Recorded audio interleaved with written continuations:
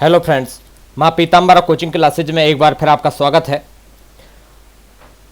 हम आपके लिए लेकर आए हैं कुछ जीके के कुछ इंपॉर्टेंट क्वेश्चनों को जो कि परीक्षा की दृष्टि से अति महत्वपूर्ण है और पिछली जो परीक्षाओं में पूछे गए हैं उन्हीं प्रश्नों को एक बार फिर हम आपके सामने लेकर आए हैं, जो कि बहुत ही आईएमपी क्वेश्चन है और कई बार परीक्षाओं में पूछे गए हैं और कई बार परीक्षाओं में और आगे भी परीक्षाओं में पूछे भी जाएंगे।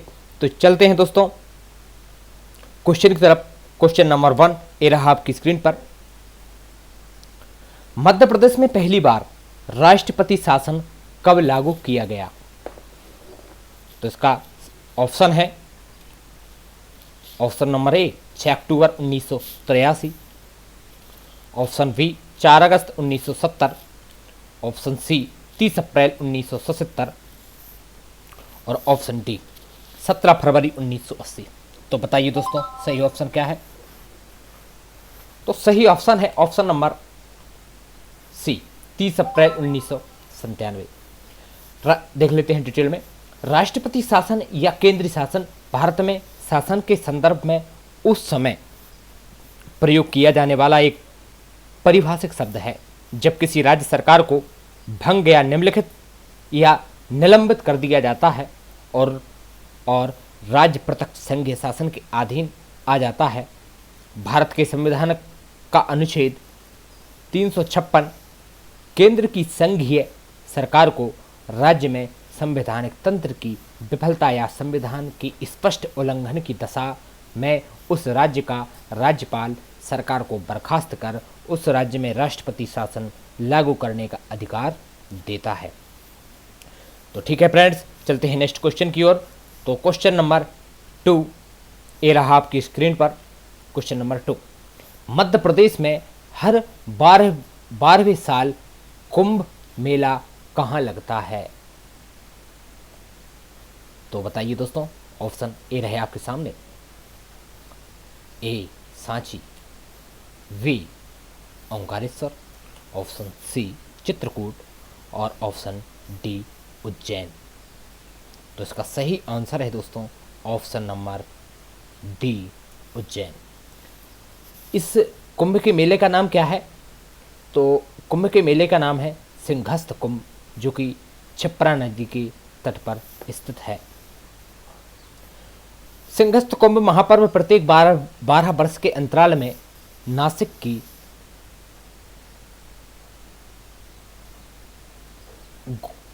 गोदावरी, उज्जैन की क्षिप्रा, हरिद्वार की गंगा एवं प्रयागराज की गंगा यमुना सरस्वती नदी के संगम पर मनाया जाता है। सबसे पहला कुंभ संभवतः हरिद्वार में सन 1232 में आयोजित हुआ था। संभवतः है दोस्तों, कुंभ का मेला कई वर्षों से लगता आ रहा है, जिसकी सन की जानकारी स्पष्ट नहीं है, इसलिए संभवतः लिखा गया है। ठीक है, आपसे पूछें तो 1232 ही लिखें। मराठी पुस्तक गुरु चरित्र के अनुसार नासिक में सन 1500 से मेले का आयोजन प्रारंभ हुआ। ठीक है दोस्तों, चलते हैं नेक्स्ट क्वेश्चन की तरफ। क्वेश्चन नंबर 3,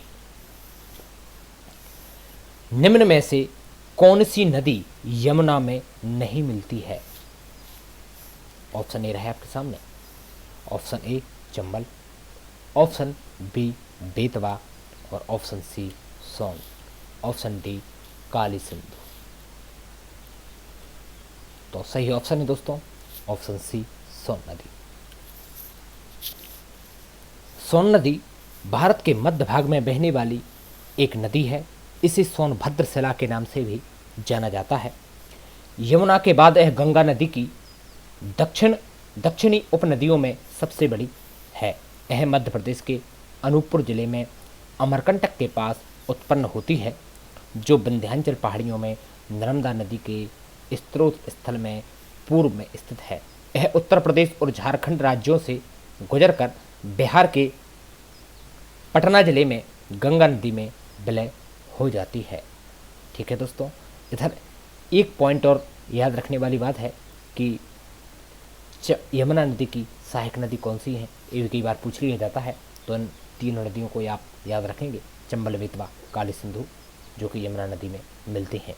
तो ठीक है फ्रेंड्स, चलते हैं नेक्स्ट क्वेश्चन की तरफ। क्वेश्चन नंबर 4 ये रहा आपकी स्क्रीन पर।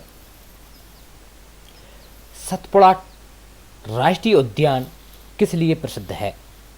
सतपुड़ा राष्ट्रीय उद्यान किस लिए प्रसिद्ध है? ऑप्शन ए रहे आपके सामने। ऑप्शन ए सांप व रेंगने वाले प्राणियों हेतु। ऑप्शन बी कृष्ण मृगों हेतु। ऑप्शन सी पक्षियों हेतु। और ऑप्शन डी शेरों हेतु। तो सही ऑप्शन है दोस्तों ऑप्शन बी कृष्ण मृगों हेतु। तो देख लेते हैं दोस्तों। सतपुड़ा राष्ट्रीय उद्यान भारत के मध्य प्रदेश राज्य के अंतर्गत होशंगाबाद जिले में स्थित है। यह 524 वर्ग किलोमीटर के क्षेत्र में फैला हुआ है। अपने आसपास बोरी और पचमढ़ी अभ्यारण्य के साथ यह 1427 वर्ग किलोमीटर का अद्वितीय मध्य भारतीय पार्वत्य देश पारिस्थितिकी तंत्र प्रदान करता है। यह 1981 में स्थापित किया गया था। राष्ट्रीय पार्क का इलाका अत्यंत दुर्गम है। तो चलते हैं दोस्तों नेक्स्ट क्वेश्चन की तरफ। क्वेश्चन नंबर 5 ये रहा आपकी स्क्रीन पर। मध्य प्रदेश में बाघ की गुफाएं किस स्थान के समीप हैं? मध्य प्रदेश में बाघ की गुफाएं किस स्थान के समीप हैं? ऑप्शन ए रहे आपके सामने। Option number A Raisen. Option number B Vidisha. Option number C Dhar. और ऑप्शन नंबर डी राजगढ़। तो सही ऑप्शन है दोस्तों ऑप्शन नंबर सी धार। धार भारत के मध्य प्रदेश राज्य के धार जिले में स्थित एक नगर है। यह जिले का मुख्यालय भी है। प्राचीन काल में इस शहर की स्थापना परमार राजा भोज ने की थी। ऐतिहासिक और सांस्कृतिक दृष्टि से यह मध्य प्रदेश का एक महत्वपूर्ण शहर है। यह मध्यकालीन शहर पश्चिमी मध्य प्रदेश के मालवा क्षेत्र में स्थित है। तो ठीक है फ्रेंड्स, इन पॉइंटों को आपको नोट करते चलना है और याद भी रखना है। चलते हैं नेक्स्ट क्वेश्चन की तरफ। क्वेश्चन नंबर 6 ये रहा आपकी स्क्रीन पर। हिंदी काव्य में छायावाद के प्रवर्तक कवि कौन माने जाते हैं? हिंदी काव्य में छायावाद के प्रवर्तक कवि कौन माने जाते हैं? ऑप्शन ये रहा आपके सामने। Option number A Mukutdhar Pandey. Option B Tribhuvan Pandey. Option C Lochan Prasad Pandey. Option D Dinesh Pandey.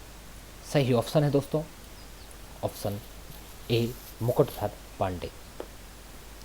Mukutdhar Pandey 1895 से 6 नवंबर 1989 तक हिंदी कवि थे।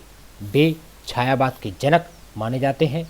उनका जन्म छत्तीसगढ़ राज्य के बिलासपुर जिले के एक छोटे से गांव बालपुर में 30 सितंबर सन 1895 ईस्वी को हुआ। वे अपने 8 भाइयों में सबसे छोटे थे। तो ठीक है फ्रेंड्स, चलते हैं नेक्स्ट क्वेश्चन की तरफ। क्वेश्चन नंबर 7 ये रहा आपकी स्क्रीन पर। कर्क रेखा मध्य प्रदेश के किस भाग से गुजरती है? ऑप्शन नंबर ए मध्य भाग। ऑप्शन नंबर बी पूर्वी भाग। ऑप्शन नंबर सी पश्चिम भाग। और ऑप्शन नंबर डी दक्षिण भाग। जैसा कि आप चित्र में देख रहे हैं दोस्तों कि कर्क रेखा कहाँ से गुजरती है, मध्य प्रदेश के किस भाग से गुजरती है और किन किन राज्यों से गुजरती है, इन पॉइंटों को भी आपको याद रखना है। कर्क रेखा भारत के 8 राज्यों से जैसे कि गुजरती है, जो कि इस चित्र में स्पष्ट रूप से दिख रहे हैं, जैसे मिजोरम, त्रिपुरा, पश्चिम बंगाल, राजस्थान, गुजरात, मध्य प्रदेश, छत्तीसगढ़, झारखंड। इसकी एक ट्रिक भी है दोस्तों, ऊपर जो ट्रिक दिख रही है, मित्र पर गमछा झार। मित्र पर गमछा झार। मी से मिजोरम, त्रा से त्रिपुरा, पा से पश्चिम बंगाल, रा से राजस्थान, गा से गुजरात, मा से मध्य प्रदेश, छा से छत्तीसगढ़, झा से झारखंड। ठीक है फ्रेंड्स, अब कहाँ कहाँ किन किन यदि ऐसा कोई प्रश्न पूछा जाता है कि कर्क रेखा मध्य प्रदेश के किन राज्यों से गुजरती है या कितने राज्यों से गुजरती है, तो 8 राज्यों से गुजरती है और मित्र पर गमछा झार आपको दोस्तों याद रखना है। ठीक है दोस्तों, चलते हैं सही ऑप्शन की तरफ कि कर्क रेखा मध्य प्रदेश के किस भाग से गुजरती है। तो इसका सही ऑप्शन है ऑप्शन नंबर ए, मध्य भाग। कर्क रेखा पृथ्वी की उत्तरतम अक्षांश रेखा है जिस पर सूर्य दोपहर के समय लंबवत चमकता है। यह घटना जून क्रांति के समय होती है जब उत्तरी गोलार्ध सूर्य के समकक्ष अत्यधिक झुक जाता है। इस रेखा की स्थिति स्थायी नहीं है वरन इसमें समय के अनुसार हेरफेर होता रहता है। तो ठीक है फ्रेंड्स, चलते हैं नेक्स्ट क्वेश्चन की तरफ। क्वेश्चन नंबर 8 ये रहा आपकी स्क्रीन पर। ताप्ती नदी का उद्गम स्थल निम्नलिखित में से कौन सा है? ऑप्शन ए रहे आपके सामने, option number A Amarkantak, option number B Rajpipla, option number C Multai, option number D Janapav. तो सही ऑप्शन है दोस्तों option number C Multai. Multai Bharat के मध्य प्रदेश राज्य के बैतूल जिले में स्थित एक नगर है। मुल्ताई को मुल्तापी के नाम से भी जाना जाता है। यह शहर सूर्यपुत्री सलीला माँ ताप्ती का उद्गम स्थल है। मान्यता यह है कि माँ ताप्ती का जन्म मुल्ताई के नारद टेकरी नामक स्थान में हुआ है। मुल्ताई के निकट प्रभात पट्टन और बैतूल प्रमुख शहर हैं। यह मुल्ताई मध्य प्रदेश के दक्षिणी क्षेत्रों में आता है। तो ठीक है फ्रेंड्स, चलते हैं नेक्स्ट क्वेश्चन की तरफ। क्वेश्चन नंबर 9 ए रहा आपकी स्क्रीन पर। मध्य प्रदेश के किस स्थान में प्रदेश का प्रथम पर्यटन नगर बनाया गया है? मध्य प्रदेश के किस स्थान में प्रदेश का प्रथम पर्यटन नगर बनाया गया है? ऑप्शन ए रहे आपके सामने, option number A Shivpuri, option number B Khandwa, option number C Seoni और ऑप्शन नंबर डी मंदसौर। सही ऑप्शन है दोस्तों option number A Shivpuri. Shivpuri Gwalior से 119 किलोमीटर की दूरी पर है। यह एक पर्यटक नगरी है। शिवपुरी की प्राकृतिक सुंदरता और सांस्कृतिक विरासत की झलक देखने के लिए यहाँ पर्यटक बड़ी संख्या में आते हैं। शिवपुरी में ग्वालियर के सिंधिया वंश की ग्रीष्मकालीन राजधानी थी। वे शिवपुरी में गर्मियों के दिनों में यहाँ रहने के लिए आया करते थे।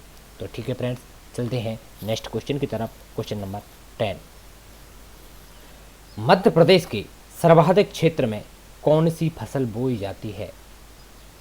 मध्य प्रदेश के सर्वाधिक क्षेत्र में कौन सी फसल बोई जाती है? ऑप्शन ए रहे आपके सामने, ऑप्शन नंबर ए धान, ऑप्शन नंबर बी चना, ऑप्शन नंबर सी ज्वार, ऑप्शन नंबर डी गेहूँ। तो सही ऑप्शन है दोस्तों ऑप्शन नंबर ए धान। मध्य प्रदेश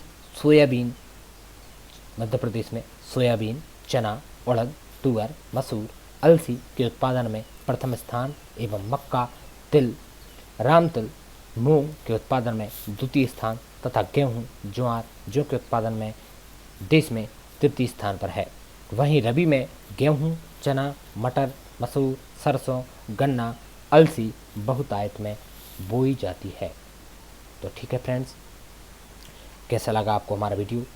यदि आपको वीडियो पसंद आया हो तो वीडियो को लाइक कर दीजिएगा और चैनल को सब्सक्राइब कर लीजिएगा और बेल आइकन प्रेस करना ना भूलिएगा, क्योंकि इससे आपकी बेल आइकन प्रेस करने से आपको हमारी आगे की वीडियो मिलती रहेंगी। तो फ्रेंड्स चलते हैं, मिलते हैं नेक्स्ट वीडियो में। धन्यवाद।